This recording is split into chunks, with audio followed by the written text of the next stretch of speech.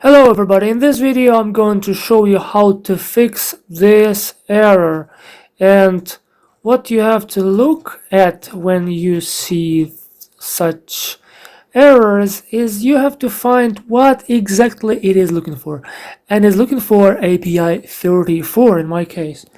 And when I go to project settings, I can see here that I can check whether I have it installed or not. Obviously not. So I click here and then I make sure that I have gradlew.bat in my project. If you don't know what I'm talking about this specific file for a resolver. Then I go build and I try to build, and it should say, hey, you don't have this API, do you want it to be installed by us? And the problem is it says here 36 while you see this 34. And it will fail, so you will need to do this manually with help of SDK manager. You have to install platform 34. In my case it is asking for 34, so it will stay like this. Do not just wait for it to disappear, and after that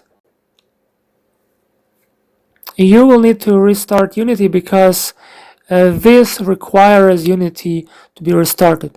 So you see it says that it cannot find platform 36. So too bad. You have to now do this manually, but you are already doing this manually. You need to wait, and I'll just wait with you. I will pause video. After that you open project and you make sure that you have Gradle there. 3, 2, 1, boom. No, we are going to use highest installed. See, it automatically switched to automatic. We now have 34 and it requires 34. There may be pop-up like resolver or resolver. So we had here the maximum like 36, right? It was saying 34 here, but actually it was asking for 36. But when we click it that we don't want to install it, it switches to automatic back. And highest installed right now via command prompt, it is number 34. Right, what's going on?